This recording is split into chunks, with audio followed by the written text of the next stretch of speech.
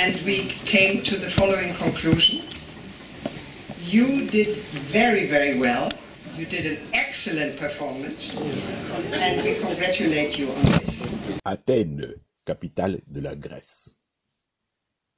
C'est devant près de 200 personnes et un jury totalement féminin que M. Vital Kamere a soutenu sa thèse de doctorat en économie et développement le vendredi 4 octobre 2019 à l'Hellenic American College d'Athènes. La thèse de doctorat de Vital Kamere s'intitulait Effects of Political Rhetoric, Political Discourse on Economic Growth for Sustainable Development in DRC. Dans le public, on pouvait remarquer la présence de Madame Denise Nyakeru, épouse du président Félix Tshisekedi, de l'épouse de Vital Kamere ainsi que de plusieurs membres de sa famille, bien sûr, mais aussi la présence de plusieurs professeurs d'université, de plusieurs personnalités politiques congolaises, ministres, députés, tant du parti UNC que dirige Vital Kamere que d'autres partis, de plusieurs membres du parti de Vital Kamere, venus tant du pays que de plusieurs pays du monde, de certains artistes. Quelles ont été les différentes parties de la thèse? Quelle a été la décision du jury? Suivez cela dans ce reportage de Cheikh Fita de l'Info en ligne des Congolais de Belgique, ainsi que de Cyprien Wechi, des amis de Wechi. This oral defense of Mr. Kamere's PhD dissertation, and we came to the following conclusion. You did very, very well. You did an excellent performance, and we congratulate you on this. This is a partial fulfillment of the requirements for the PhD. You already did the written dissertation, as you know. We have 2 reports on this dissertation by the 2 examiners, the external and the internal. We will now continue producing a joint report, basically combining the 2. This report will contain suggestions for minor corrections of your dissertation, right? You will have to do these corrections and then submit the version again to the 3 of us. And after that, we will decide on a grade, and you will then receive your PhD diploma certificate at the commencement of this university, which will happen sometime in June next year. And you are all invited to come to this commencement again. Anyway, congratulations to you.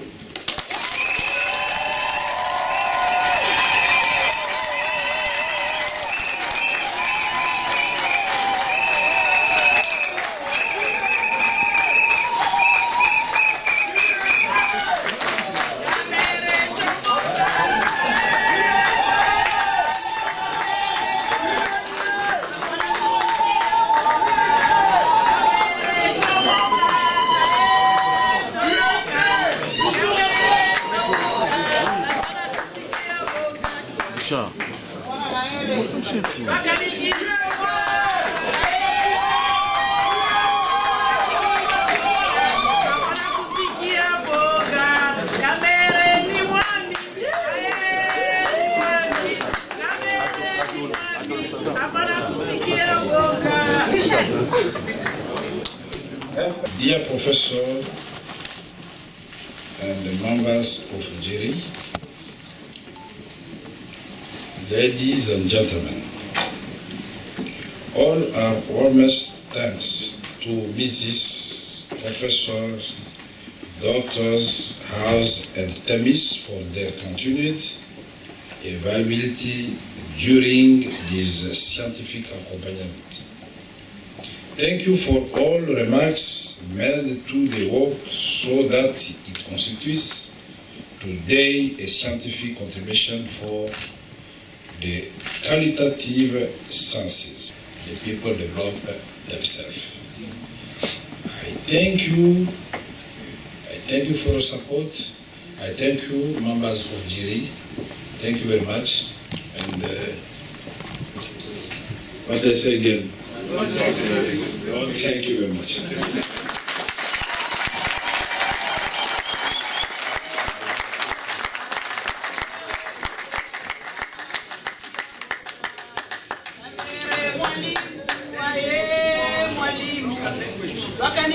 mwalimu hapana kusikia boga.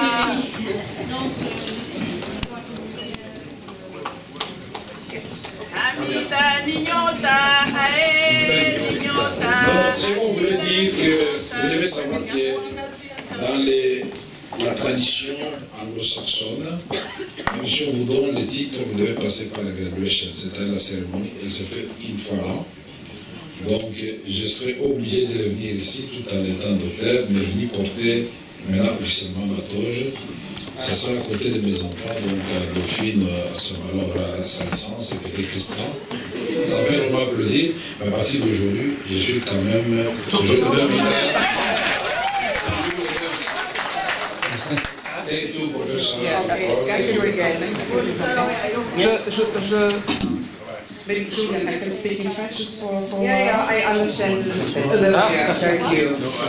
C'est juste pour vous dire que je vais ici saluer la performance anglaise et surtout la transmettre. Son travail a été effectivement accepté, il est proclamé docteur et tout le cérémonial académique pour la remise du diplôme vont se faire au mois de juin. Je vous remercie.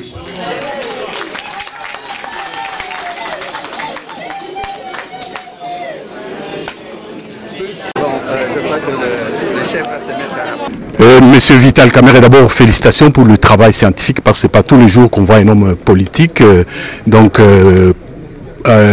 gaspiller beaucoup de temps pour un travail scientifique. Ma première question c'est celle-ci. Qu'est-ce qui vous a motivé à faire ce travail?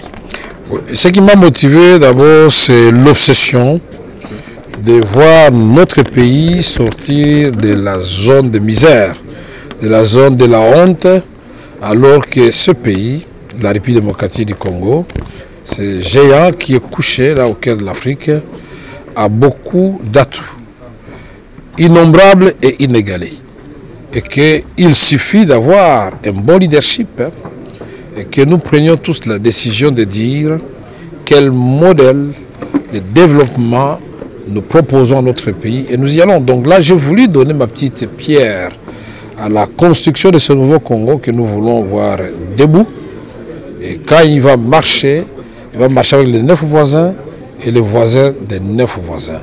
C'est ça l'Afrique que nous voulons, l'Afrique solidaire, mais dont l'épicentre pour le développement se trouve en République démocratique du Congo pour diverses raisons. Aujourd'hui, en Afrique, aucun pays n'a 9 voisins. Dans le monde, nous rivalisons avec la Chine. Ça, c'est un atout important. Nous sommes au cœur de l'Afrique. Et donc, en tant que cœur, nous devons fonctionner comme un organe humain. Si nous cessons de battre, toute l'Afrique peut mourir. Et voilà pourquoi l'Afrique subsaharienne, jusqu'à là, n'arrive pas à décoller. En Afrique de l'Est, vous voyez les pays faire des efforts, comme le Rwanda, comme l'Ouganda, comme le Kenya, comme la Tanzanie. Et d'ailleurs, nous avons demandé notre adhésion à la communauté des États de l'Afrique de l'Est. Et le Congo se trouve au carrefour de toutes ces organisations économiques et sous-régionales. Vous avez d'un côté les COMESA, la communauté des États de l'Afrique de l'Est, la CPGL, mais vous avez dans le sud la SADC dont nous faisons partie et vous avez bien entendu l'Afrique centrale, mais nous sommes à la lisière du Maghreb. Et donc nous disons aussi qu'il y a la communauté des États de l'Afrique de l'Ouest, la CEDEAO. Et le président Félix Tshisekedi n'a cessé de le dire que le modèle d'intégration économique, puisque c'est devenu maintenant un objectif continental qu'il voudrait imposer, et moi je pousse ce modèle-là, c'est de commencer d'abord par l'intégration économique nationale. Voilà pourquoi la construction des routes, des rails, des ponts, tout ce qui peut aider pour relier nos différentes provinces qui vont certainement se spécialiser chacune selon ses avantages comparatifs à la production de biens de première nécessité, où nous allons construire en forme de hub des hôpitaux qui vont faire en sorte que nous ne puissions plus, chaque fois quand nous tombons malades ou un citoyen tombe malade, à courir vers l'étranger.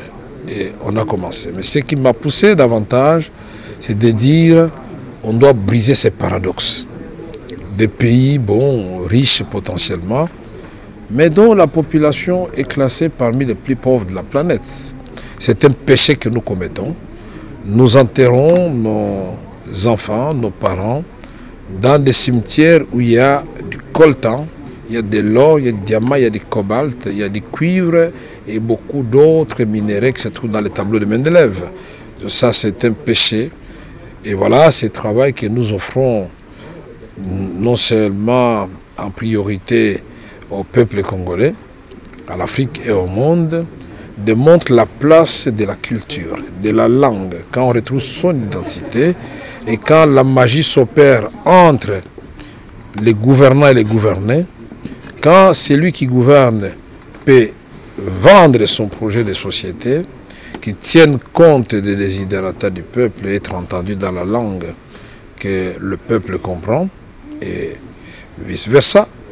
Quand le peuple, au cours d'une interaction avec les leaders, peut exprimer ses besoins, avec la bonne gouvernance, nous changeons le Congo. C'est pourquoi nous disons, ma thèse de doctorat, c'était au fait de montrer comment le développement durable, jusqu'ici, les économistes de renom ont démontré que c'était la bonne gouvernance. Et la bonne gouvernance aujourd'hui est définie de plusieurs façons.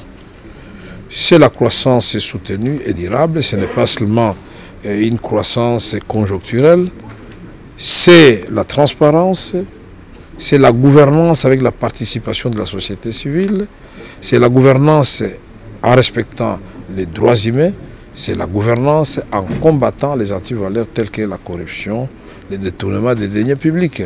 Et donc nous disons, avec tout, d'abord ce capital financier, ce capital humain, et maintenant nous avons le capital que nous avons appelé langue. Nous avons construit le modèle, la fonction de Cap Douglas.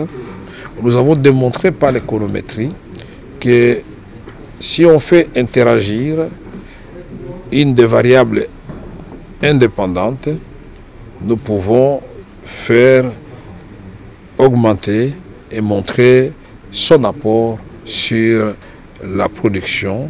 Et finalement, quand le PIB augmente, puisqu'on commence à le mesurer par habitant, on commence à considérer que les facteurs de production, ce n'est plus seulement l'argent et les machines, c'est aussi, et c'est là que je félicite le président de la République, d'avoir instauré un ministère qu'il dédie à la formation. Quand vous n'avez pas une main-d'œuvre qualifiée, quand vous n'avez pas l'élite bien formée, vous avez de l'argent, vous avez de l'or, vous avez du cuivre et du coltan, ça ne servira à rien du tout. Donc la première des ressources, c'est d'abord l'homme. Et c'est pourquoi nous voulons réveiller cet homme congolais pour qu'il prenne conscience qu'il doit devenir lui-même acteur de son propre changement. Oui, la prochaine question, c'est celle-ci. Il y a un cliché qui circule souvent dans les médias internationaux où on oppose les Congolais par les Congolais de l'Est et les Congolais de l'Ouest, où on dit que nos 4 langues nous divisent.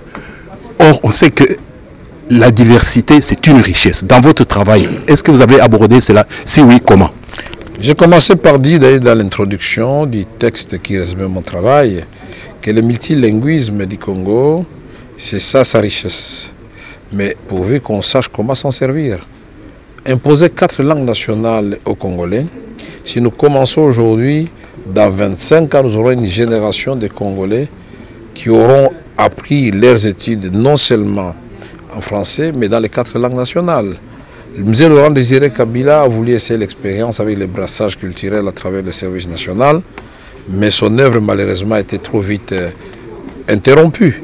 Et donc nous ne devons pas nous décourager, nous devons prendre la décision aujourd'hui d'apprendre, d'enseigner et d'imposer nos langues dans l'enseignement, mais dans le lieu de travail.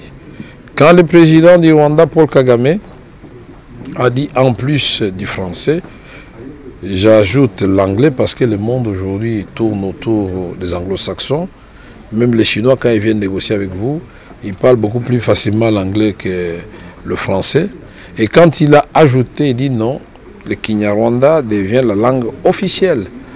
Vous avez beau vous retourner dans votre chaise et vous délivrer un message en Kinyarwanda selon l'audience. s'il veut que le message soit écouté par la population rwandaise, il parle en Kinyarwanda. Mais s'il croit que c'est un message destiné et à la population et surtout à la communauté internationale, il parle en anglais et il a un interprète en français. Mais le cas le plus patent, c'est celui de Mwalimu Julius Nyerere. Lui, il l'a fait à un moment où personne ne pouvait le soupçonner. Il a démontré qu'on peut donner un visage humain au communisme. Il a fait le socialisme à l'africaine. Et il a dit pour que ça marche, il faut que les Tanzaniens, qui étaient divisés à ce moment-là, puissent retrouver leur unité. Et il a compris que le facteur par excellence pour unir le peuple, c'est la langue. Je vous donne un exemple. Vous vous trouvez en Mongolie et vous êtes convaincu qu'il n'y a pas de Noirs, il n'y a pas de Congolais. Et brusquement, vous tombez sur quelqu'un, vous pouvez être Moulouba, moi je peux être Moussoïd ou Moukongo.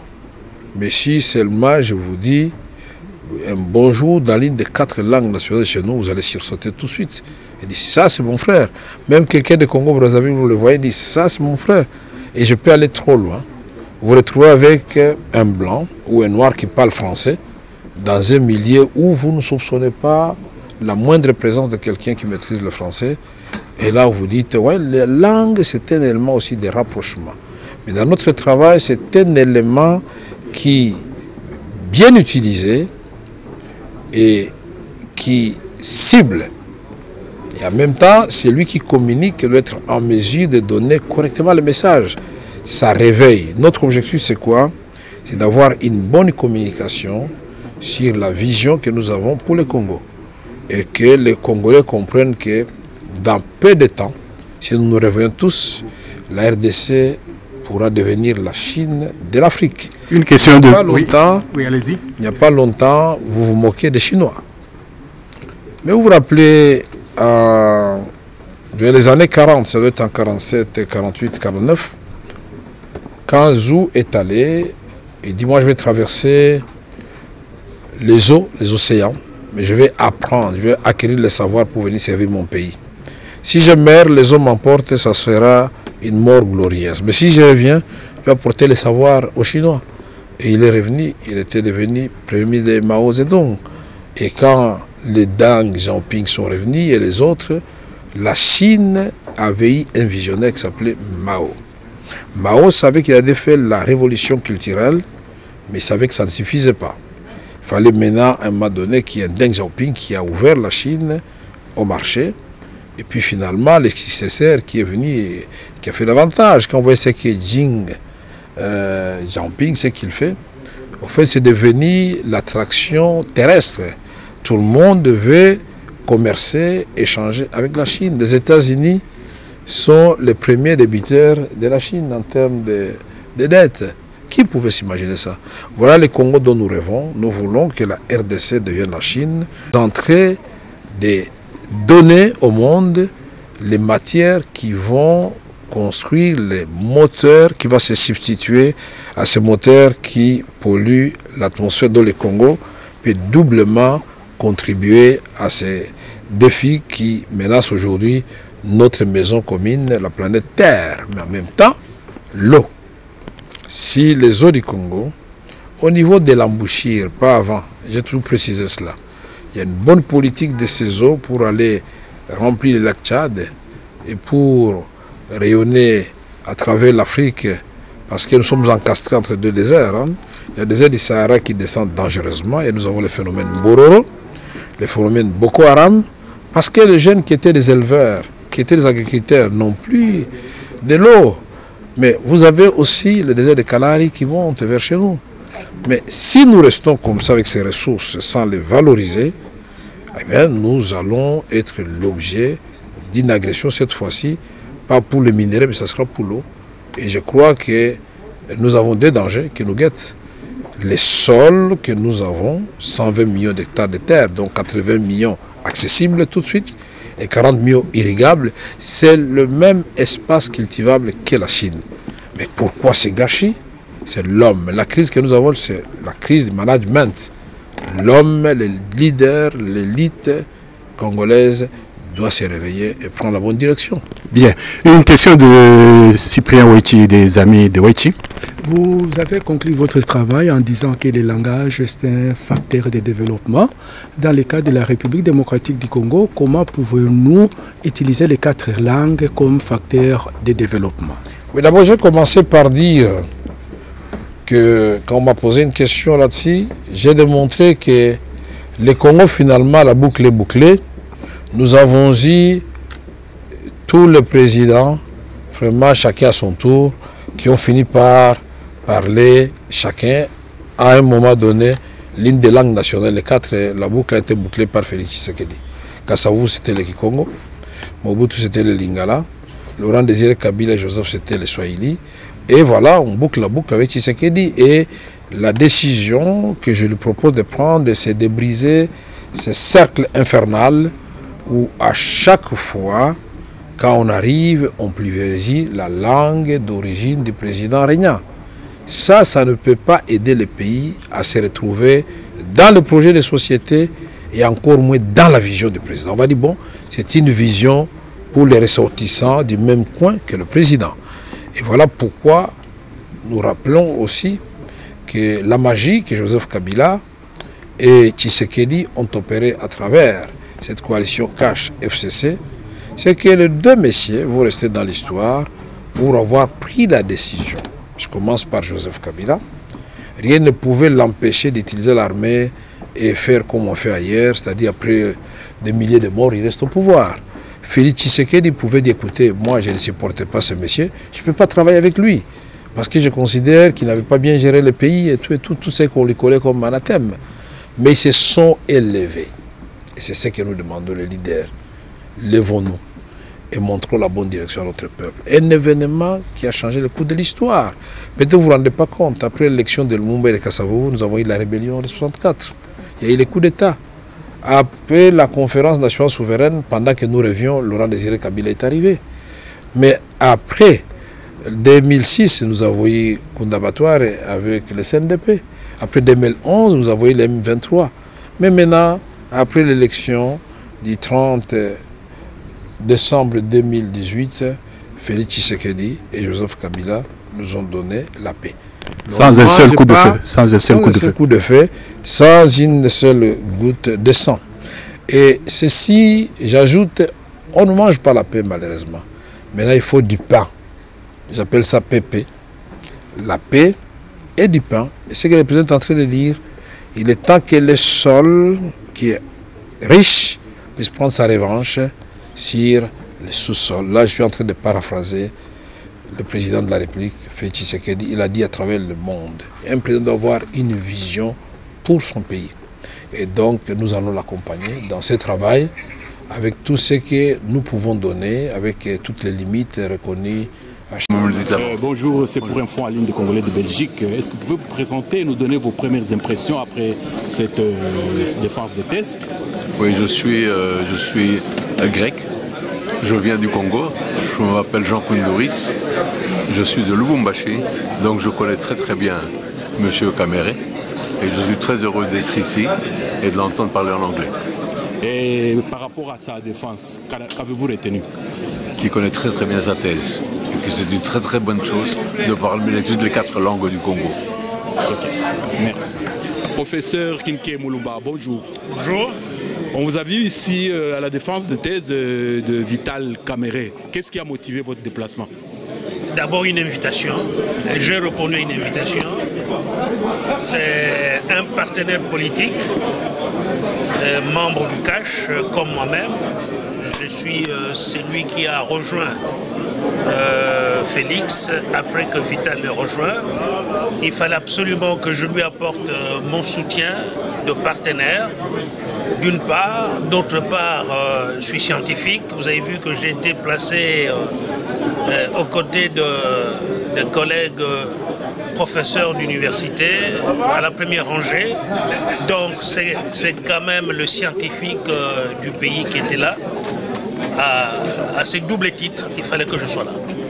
Oui, c'était effectivement un événement essentiellement scientifique et pas politique. Mes questions resteront toujours dans le cadre scientifique. Il a parlé de langue et langage. Est-ce que vous avez senti qu'il a pu faire la différence entre langage et langue? Écoutez, je vous dis que j'ai été surpris par le sujet, heureusement surpris, parce que c'est effectivement mon domaine de recherche. Et la langue et le langage, c'est très important. J'ai fait moi-même une thèse en communication politique et je pense que ce n'est pas par hasard qu'il a voulu que je vienne. En fait, je me trouvais en escale à Bruxelles quand j'ai reçu l'invitation. J'allais ailleurs, aux États-Unis, et donc il m'a détourné. J'ai dû donc passer une semaine de plus pour pouvoir être ici. Alors, la langue est très importante pour un homme politique. Si vous ne parlez pas la langue de votre audience, eh bien, vous ne serez jamais compris. Ça, c'est très important. Et je suis en train de me dire,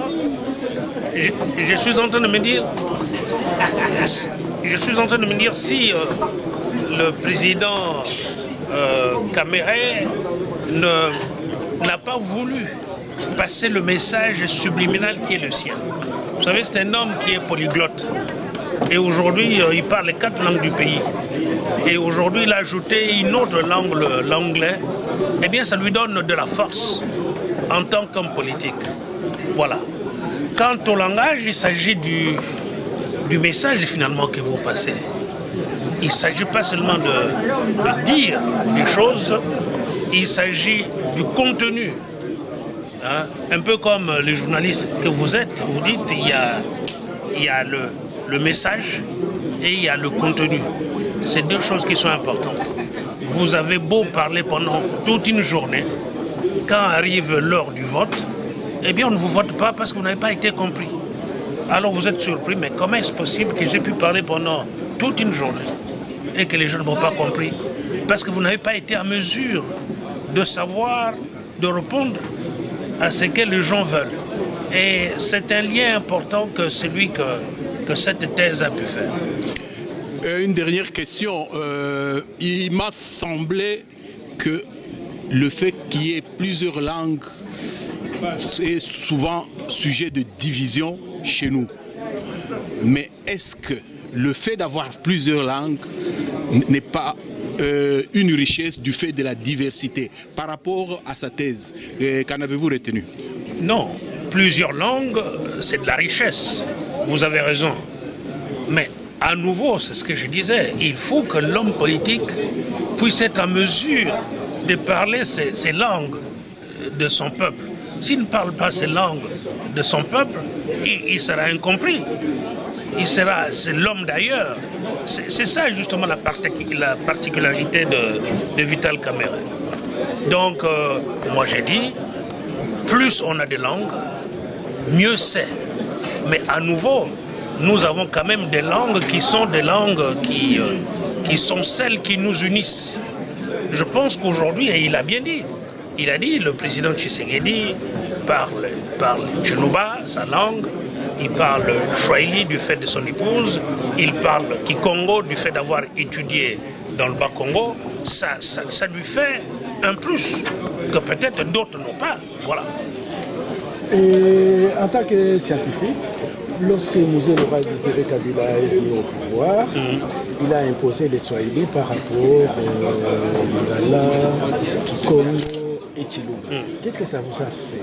Bon, mais écoutez, je ne vais pas vous faire un dessin. Je pense que la décision à l'époque avait été unanimement critiquée.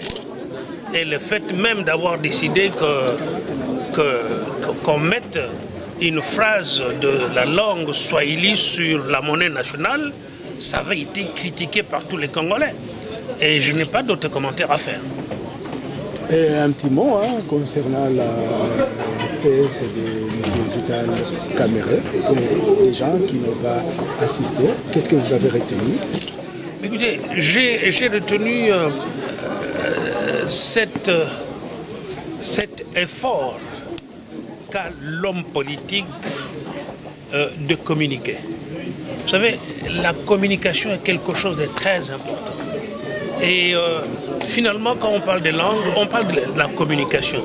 Savoir communiquer, savoir porter un message est très important. Savoir se faire comprendre par l'audience, par son peuple, c'est très important. Je pense que c'est un plus que ça nous apporte dans notre pays, que vous ne pouvez pas développer ce pays, le Congo, si vous n'êtes pas compris. Si vous êtes un homme, comment dirais-je, retranché, si vous n'êtes pas un homme, il a présenté aussi des graphiques qui sont très importants sur le plan scientifique. Bon, sur le plan scientifique, on pourra vérifier tout cela. Nous tous, on est là. Est-ce que ça correspond vraiment à cela? Mais c'est une thèse. À nouveau, c'est ça une thèse. C'est-à-dire quelqu'un qui soutient une thèse. Cette thèse doit pouvoir maintenant être, je veux dire, soumise à la critique.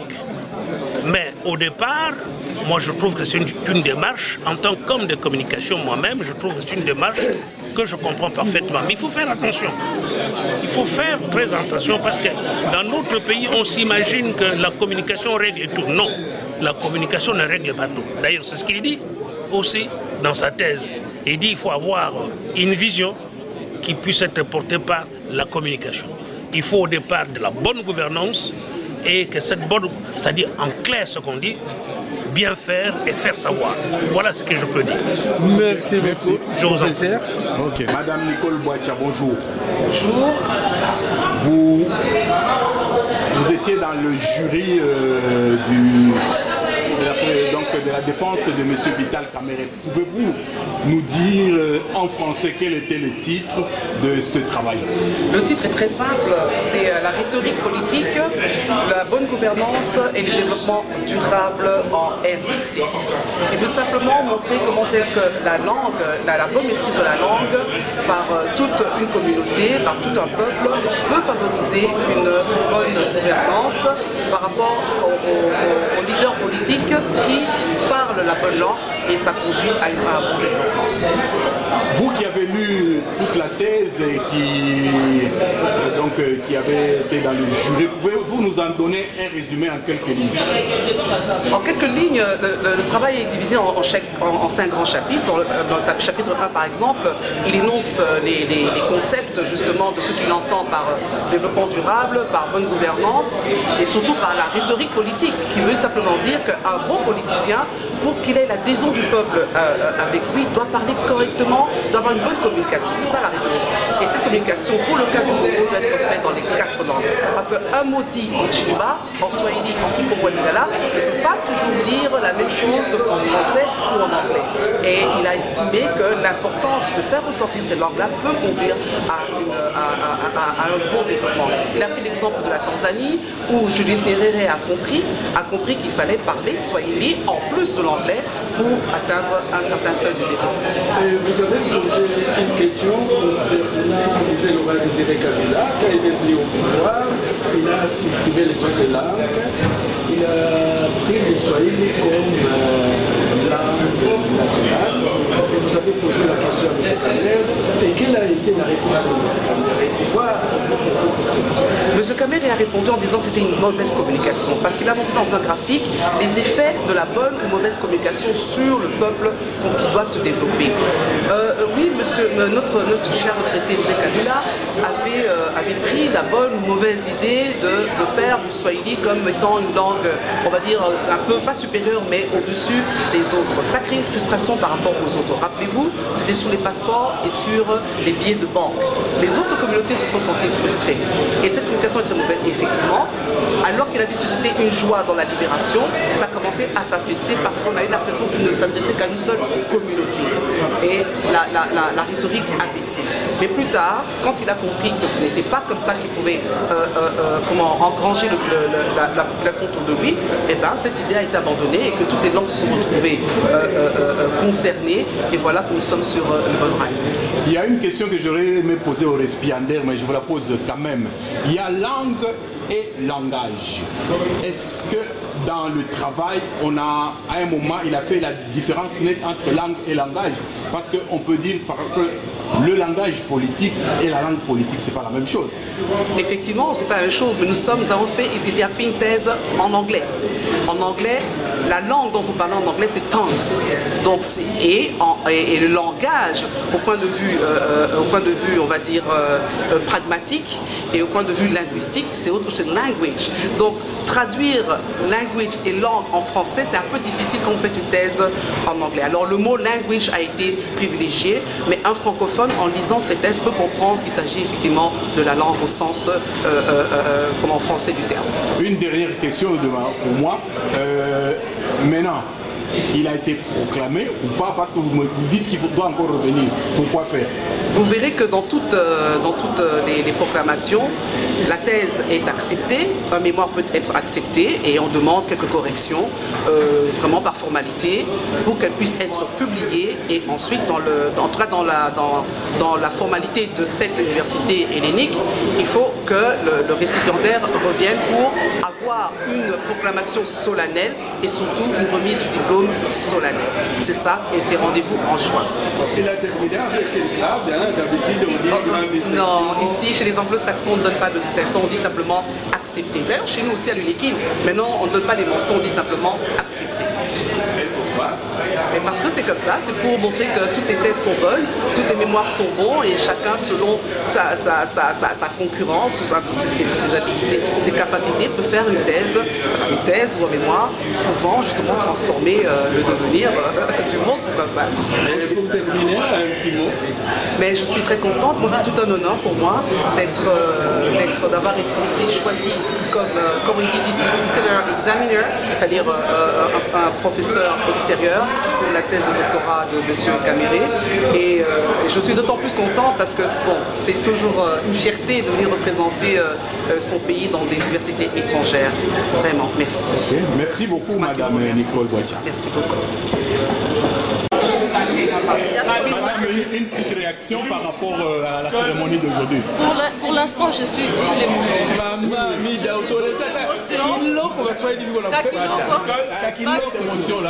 Ninafurahi sana na vile papa anafanya leo. Franchement, ce n'était pas facile parce que j'étais là, je voyais comment il se préparait. Du jour au jour, je voyais le stress monter. Il n'était même pas sûr, mais il se disait qu'il doit faire mieux pour y arriver. Je suis très contente parce que les efforts qu'il a fournis, aujourd'hui on a vu le résultat. Merci. Amen.